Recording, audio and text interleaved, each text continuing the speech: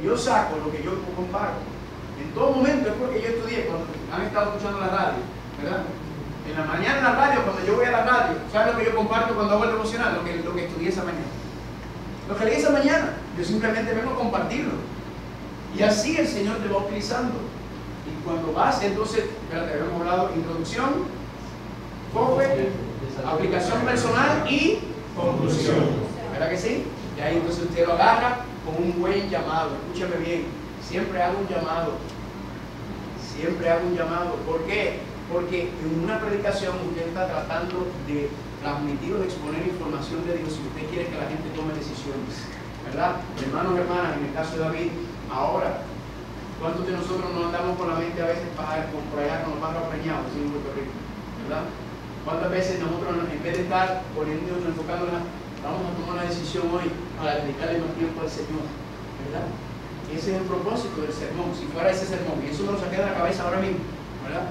Ese es el propósito de este sermón. ¿De qué? Que no permitamos que el enemigo tome control de nosotros al mantenernos conectados siempre con el Señor. El Señor lo quiere porque quiere mantenernos siempre encendidos, pero al resultado de eso, cuando nos desconectamos con el Señor, entonces el enemigo empieza a ganar ventaja o terreno en nuestras vidas. ¿Están conmigo o no están conmigo? Ahora, vamos a la parte del conocimiento, ¿verdad? Cuando usted va a preparar un sermón, le voy a dar un ejemplo. Yo utilizo dos programas mayormente para mis estudios y claro, para predicar. Dos programas mayormente. Uno se llama eSword. ¿Han escuchado de eSword? Se lo voy a presentar aquí. Aquí es eSword. Es completamente gratis. Lo puedes conseguir en el internet. Está en inglés y en español. Y es una herramienta excelente. ¿Alguien tiene eSword aquí? Dos eSword. Usted dice, ¿qué rayo es eSword? Bien sencillo. Es básicamente como tener una concordancia bíblica en tu computadora, entre muchas otras cosas. Ahí va abriendo. No se ve muy claro, pero es lo suficiente. Este es eSword. Aquí están los libros de la Biblia, los capítulos. Todo esto que ustedes ven aquí arriba son diferentes versiones de la Biblia, ¿verdad? Diferentes versiones de Biblia en griego, en hebreo, en inglés, en español, tengo hasta en portugués ahí.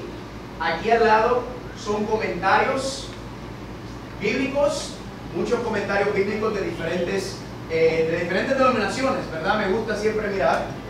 Y aquí abajo, esto es sabroso. Les voy a mostrar cómo yo estudio. Vamos a suponer, les voy a dar un ejemplo. Hechos. Vamos a ir a Hechos, capítulo 2. Busco Hechos, capítulo 2.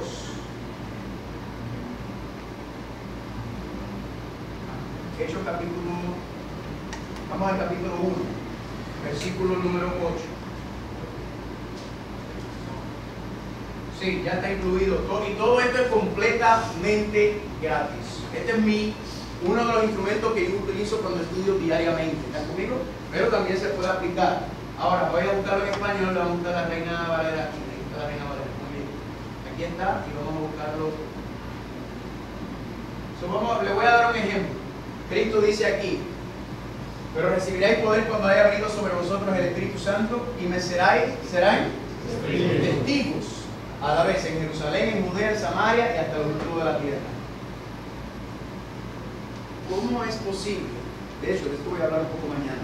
¿Cómo es posible que dice aquí que Cristo le está diciendo que serán conjugados de qué manera? Le está diciendo a los discípulos: ustedes me serán testigos, ¿verdad? Cuando haya venido sobre vosotros el Espíritu Santo, me serán testigos a la vez en Jerusalén, en Judea, en Samaria hasta el último. Pero ven acá, ¿no estuvieron ellos 3 años y medio con él? ¿Y qué es un testigo? Testigo es una persona que ¿qué? Que ve, evidencia, ¿verdad? Algún hecho, algún acontecimiento. Pregunta, ¿ellos fueron testigos por 3 años y medio de Jesús, sí o no? Sí. Pero ¿y por qué le está diciendo que me seráis o me serán testigos? Pues, ¿qué es lo que pasa? Que en el idioma original no se entiende, ¿verdad? Hay confusión. Yo decía, ¿qué es esto? Claro, ahora uno va y ¿qué hace? Le voy a dar un ejemplo. Uno va y aquí entra la concordancia. ¿Cuántos tienen una concordancia en su casa, verdad? Pues esta es la concordancia en computadora. Ahora cuando vas a buscarlo, noten, aquí te pone la palabra, la concordancia al lado. Cada palabra está con su referencia a la concordancia. ¿Dónde está el 1.8? Míralo ahí. Muy bien, y dice aquí: mas recibiréis la virtud del Espíritu Santo cuando vendrá sobre vosotros, seréis testigos. Espérate todavía, quítalo. Gracias. Seréis testigos. Aquí entonces me está dando, esto es un tipo de estudio también, ¿verdad? Uno está estudiando una palabra específicamente, está estudiando de dónde viene la raíz de la palabra, y sobre todo le voy a mostrar. Ahora, cuando yo digo, bueno, algo está pasando aquí, como yo no entiendo lo que está pasando, ¿qué tengo que hacer?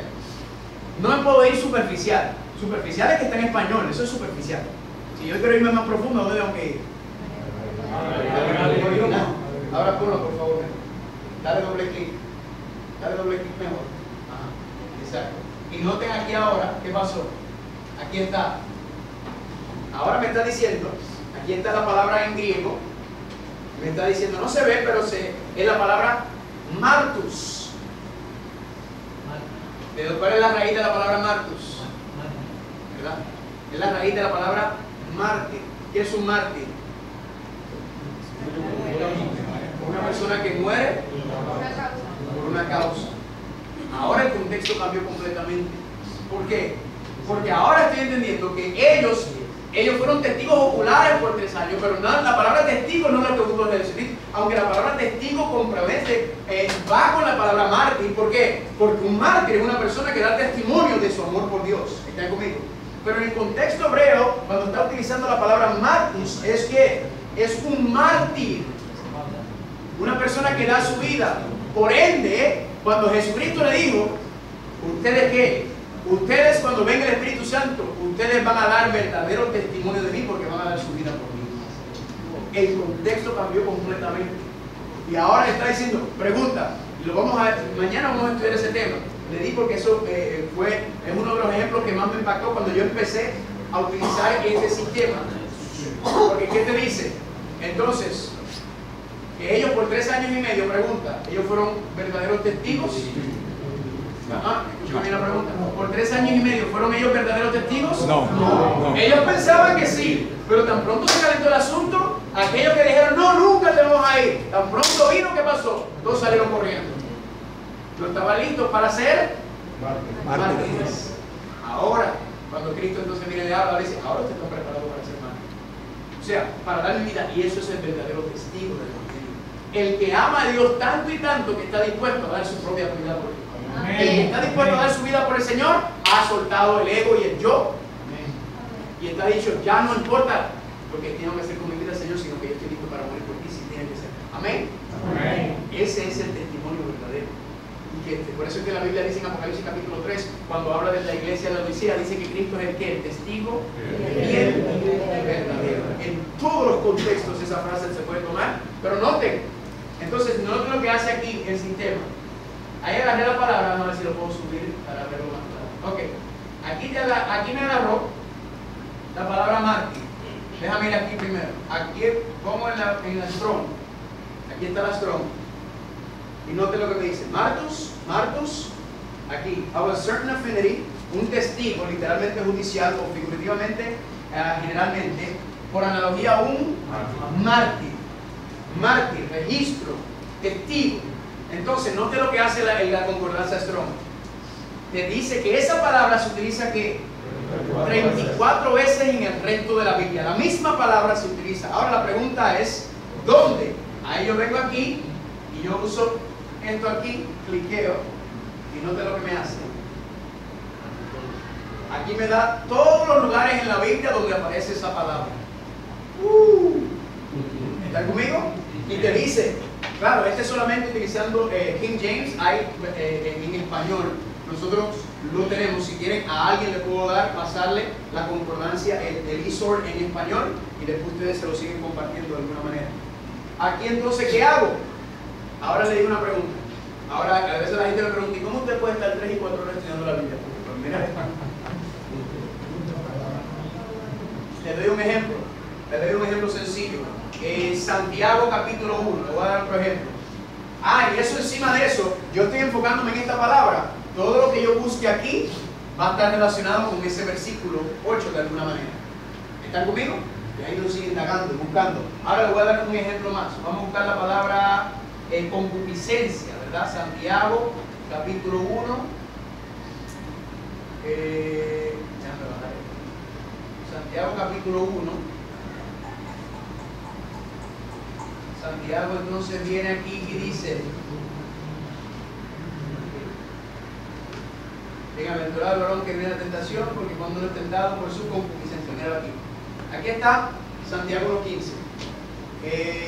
Sino que cada uno es tentado cuando de su propia concupiscencia. Por ejemplo, usted puede hacer un sermón completo solamente sobre la palabra concupiscencia. ¿Qué es una concupiscencia? Porque dice que aquí, que cuando uno es tentado según su concupiscencia, es atraído y seducido. Y entonces la concupiscencia, después de que ha concebido, da ¿qué? Entonces quizás usted quiere decir, ¿qué es la concupiscencia? ¿Usted quiere entenderlo? Pues mire, aquí usted tiene el estudio, marcas ahí concupiscencia, ¿verdad? Sí, concupiscencia, ahí está. Vamos a subirlo aquí. No hay concupiscencia.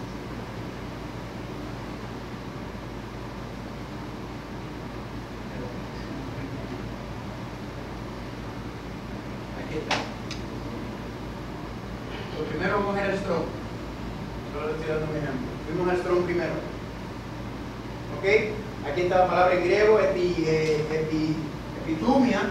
Epitumia. Note aquí que dice longing, yearning, ¿verdad? Especially for what is forbidden, aquello prohibido. Concupiscencia, deseos, lujuria. Entonces, me gusta esta porque en esta palabra hay veces que no sucede, pero aquí te da la raíz de la palabra concupiscencia, porque hay veces que son palabras que son compuestas por una palabra raíz. Por ejemplo, aquí tú podrías, ya eso es otro estudio, ahí tú fuiste, ¿cuál es esa? Aquí te da, exactamente, te lleva a la raíz de la palabra y te va llevando más y más adentro. A veces son muy útiles, a veces trae información que no ayuda mucho. Pero entonces aquí te dice, ¿cómo yo sé lo que es una concupiscencia? Pues yo puedo ir a un diccionario y saber lo que la mente y la filosofía humana cree que es la concupiscencia. Pero nosotros no estamos aquí para presentar filosofías y creencias humanas, aunque se pueden hablar, pero estamos para presentar la palabra de Dios. Entonces, ¿qué yo hago? Yo vengo y voy aquí, y aquí me va a dar, ¿qué cosa? Aquí me va a dar la palabra concupiscencia en donde aparece en el resto de la Biblia. Y le hago una pregunta, ¿es un estudio completo, sí o no? Sí. Y aquí está lust, lujuria, concupiscencia, deseos. Entonces, tú vas con cada uno de esos versículos y tú vas dejando que la Biblia te explique lo que es una concupiscencia. Y eso lo puedes hacer, familia, con cualquier palabra, ¿verdad? Esto mayormente se enfoca hacia las palabras específicas. Hay estudios muy interesantes que uno puede hacer con una palabra, ¿verdad? Y buscarlo por toda la Biblia, desde Génesis hasta Apocalipsis, y estudiar esa palabra y toda esta información. Esto es un mar de información, ¿verdad? Así que esto es un recurso excelente para preparar sermón, especialmente a mí me ayuda cuando estoy leyendo, estudiando diariamente. Yo digo, yo no puedo hacer el año bíblico, ¿verdad? Porque el año bíblico tienes que leer qué sé yo ni cuántos capítulos al día. Yo no puedo leer y después llegar a una palabra y ¿qué es lo que quiere decir? Yo me tengo que parar. Y cuando yo me paro, por eso yo estudio un capítulo de la Biblia al día. Me enfoco en un capítulo, pero ese, ¿cómo lo hago? Con el griego, con el hebreo, voy utilizando, voy buscando, porque yo quiero entenderlo antes de seguir para el próximo capítulo. Y por eso me puede tomar un capítulo, estudiar un capítulo en mis estudios diarios, 2, 3, hasta 5 horas. ¿Por qué? Porque esto te lleva a esto te lleva allá, esto te lleva allá, y de momento cuando terminas, de hecho, les traje aquí mi libreta para mostrarles. Yo tengo una libreta de oración y tengo una libreta de estudios. Mi hermana dice que yo soy loco. Mi esposa también. Aquí dice volumen 8. ¿Saben lo que yo hago? Cuando yo estoy estudiando algo, así mismo como hice con la palabra concupiscencia, yo voy montando el tema. Aquí tengo, por ejemplo, la ira de Dios, cuarta generación, sueño profundo de Adán, juicio y justicia, descendencia de Israel, mar de vidrio mezclado con fuego. Todos estos conceptos, cuando yo me encuentro con algo y digo, oye, quiero hacer esto, ¿y qué hago? Empiezo a hacer esto. Pum, pum, pum, y voy brincando y brincando y brincando. Cuando te pones a ver, aquí yo le pongo a la página y esto es un estudio de un día. Buscando aquí y allá, esto es un sermón. Esto es un sermón. Si algún día alguien me dice, Carlos, queremos que tú nos prediques un sermón sobre el mal de vídeo. Pues mira, yo tengo el sermón hecho. Tengo todos los apuntes, tengo todos los anotes. Lo que tengo que hacer entonces es aplicar ese sistema que le dije de introducción, enfoque, desarrollo, aplicación y conclusión. Y aquí es volumen 8. Ya voy como por la mitad. Cuando termine con este, me compro otra libreta y sigo. Y tengo una biblioteca propia, ¿verdad? ¿Me están entendiendo? Entonces, espectacular. Y yo sé dónde están, porque inclusive yo voy haciendo conexiones, porque yo me acuerdo de esto en volumen 3 o volumen 1, aunque no puedo hablar con todos los volúmenes, porque si no, imagínate, no me dejan pasar los aeropuertos, me van a cobrar la vida. Pero los tengo en Puerto Rico, pero que están aquí escritos. Y mira, estas son maneras, y yo escribiendo las cosas se quedan pegadas. Yo escribo y se me quedan grabadas las cosas. Aquí está todo. Aquí hay un manual de sermones, de cualquier tema, cualquier cosa. Y esto tú lo puedes hacer con lo que sea, con cualquier. Ese es uno. El otro recurso que utilizo, y si después alguien quiere saber cómo utilizarlo mejor, es el comentario bíblico adventista. ¿Cuándo tiene el comentario bíblico adventista? Ahí sí. El que no tenga el comentario bíblico adventista, por favor, descarga esto. Ahí está el website www.jóvenes-cristianos.com. Ya está actualizado.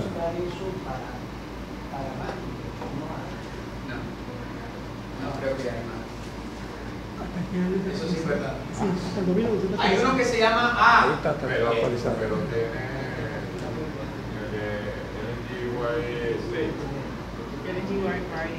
Sí, también. Ahora le voy a enseñar cómo, para aquellos que tienen esto, cómo funciona esto. Este es el comentario bíblico adventista. Aquí hay 4 tabs. Diccionario bíblico adventista.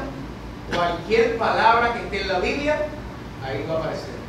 Cualquier nombre, cualquier lugar, y ahí te dice nuevamente de dónde viene la raíz, qué versiones de la Biblia, dónde está la Biblia, una explicación completa. Aquí está.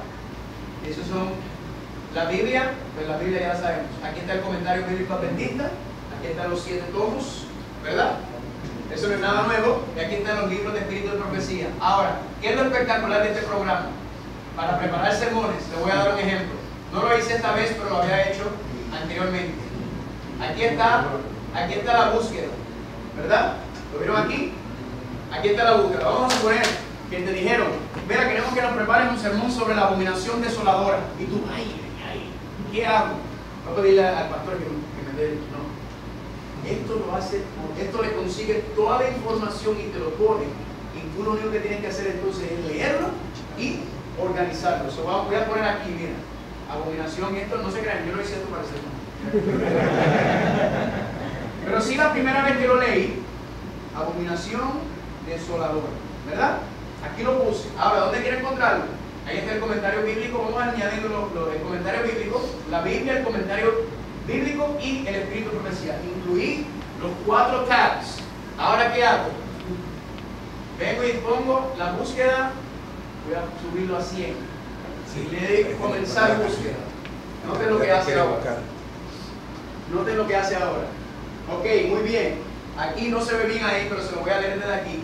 En espíritu y profecía aparece 2 veces solamente la frase abominación desoladora.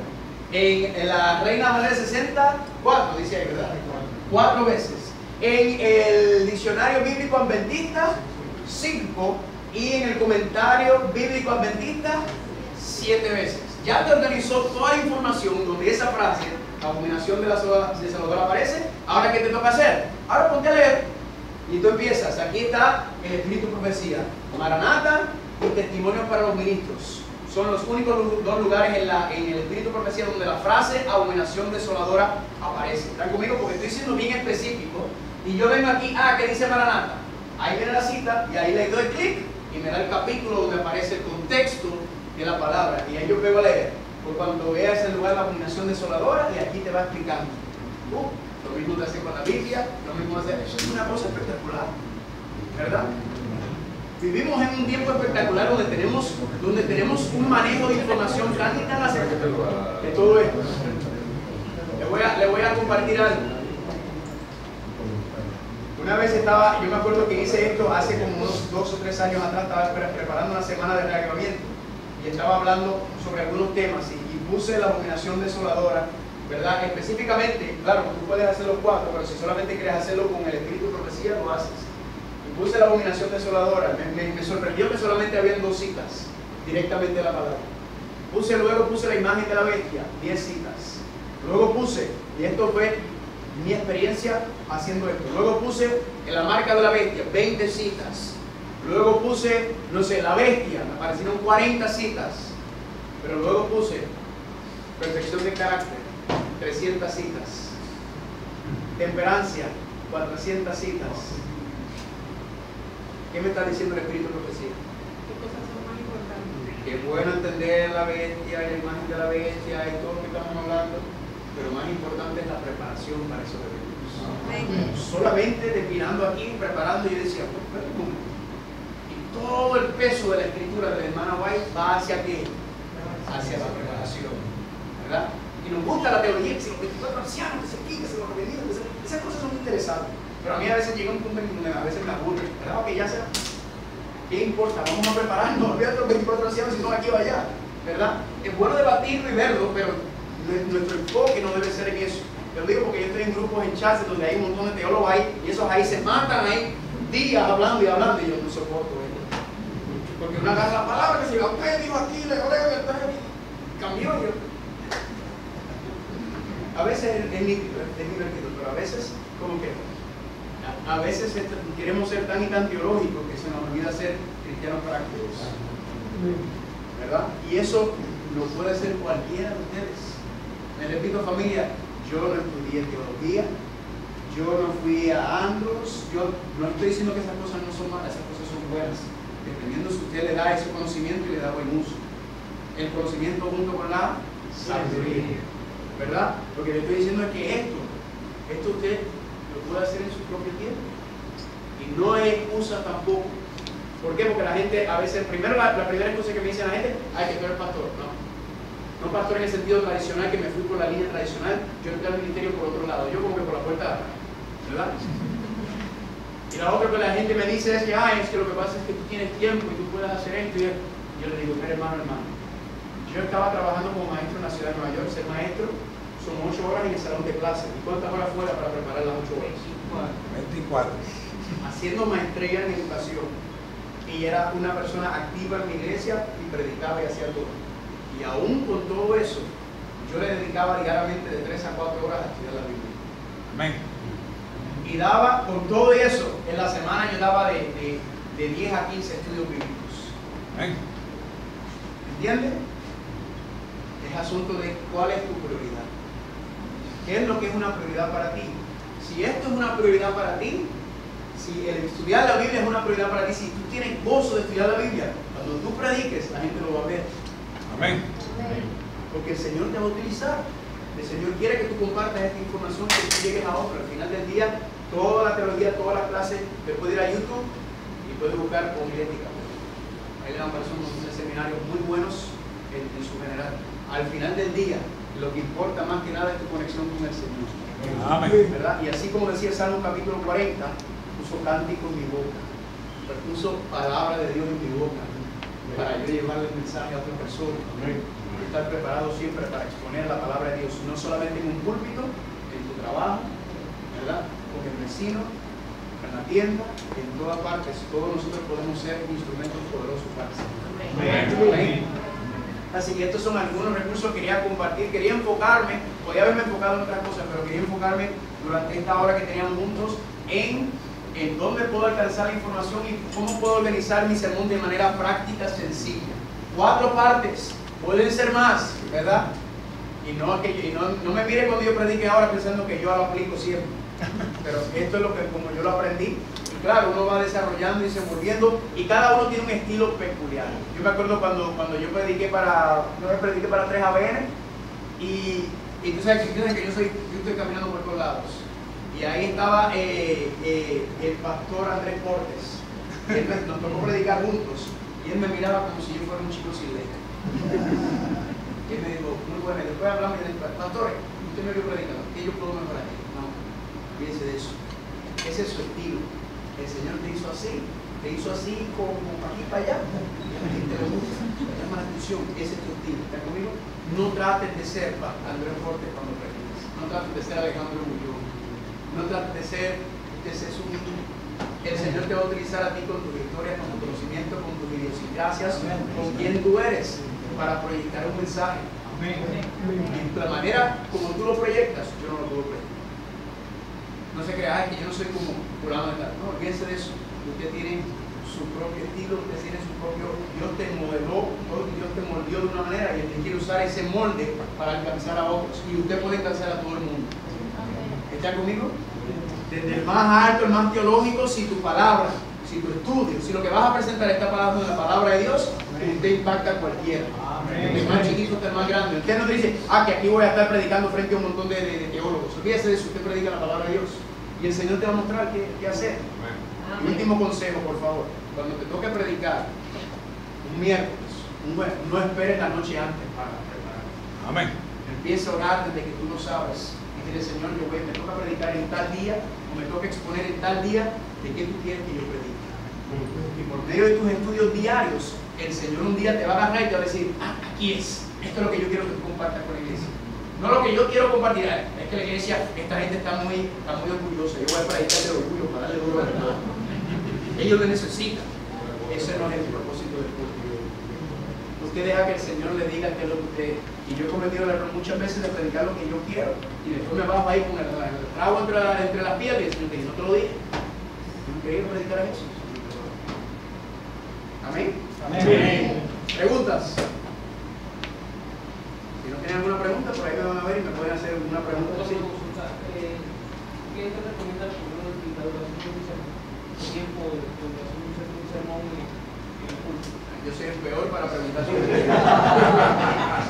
Soy un desastre. Todavía estoy aprendiendo con eso. Pero depende de la temática. Por ejemplo, hay veces que me han dicho, pastor, para que vengas a predicar de profecía te vamos a dar 40 minutos. Profecía 40 minutos, ¿verdad? Exacto. Los generales de 45 minutos a una hora, ¿verdad? Mis sermones tienen que ser de 1 hora y 15, a veces 1 hora y media.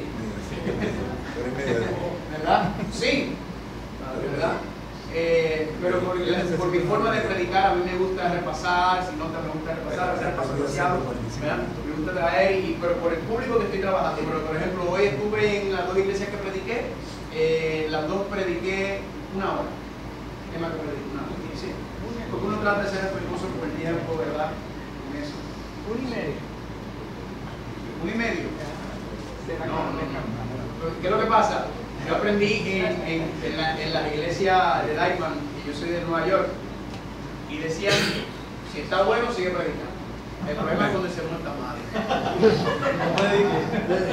Cuando está malo, aunque sea 45 minutos, es suficiente. Exactamente. Pero cuando un sermón está así, donde usted sabe que esa persona no tiene esa conexión, o no se preparó bien, o no, ¿verdad? No está siendo dirigido, porque cuando usted predica un sermón dirigido por el Espíritu Santo, a la gente le va a llegar, le va a tocar. Es imposible. Y usted lo sabe porque usted lo ve cuando está predicando, es como, parece que está jalando dientes para hablar, y lo he visto yo un sábado en una iglesia, no quiere predicar, parece que lo metieron ahí, y está por llenar un hueco. ¿Qué inspiración es esa?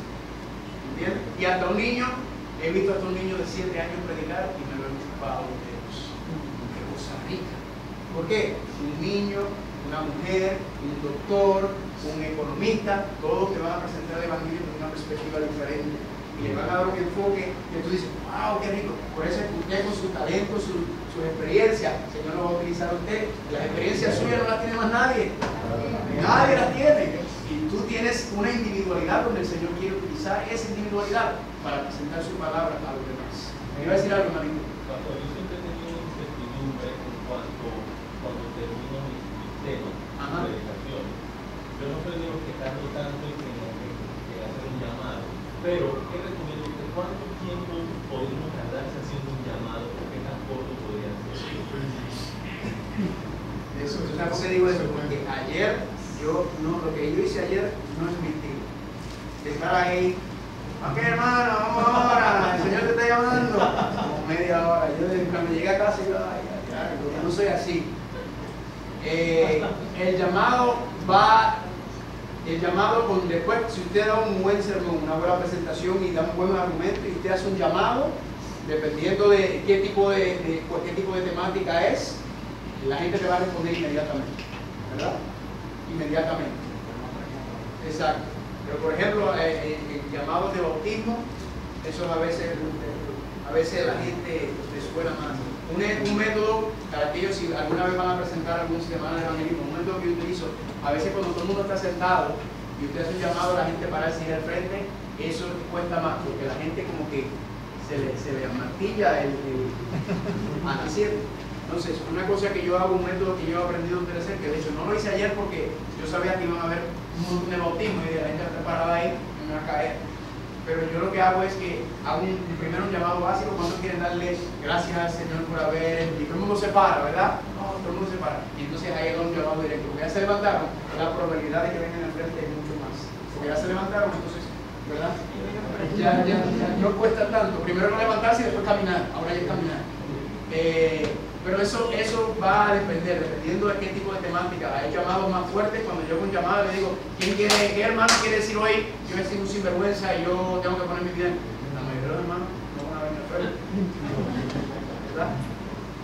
Pero Dios te va mostrando, ¿verdad? Tampoco muy largo, porque si se extiende demasiado el llamado, la gente ya, a lo mejor te agarraste bien y después están ahí, ok, ya sabes, quieres ir al grano. Y si haces un buen llamado después de una buena presentación, la gente te responde.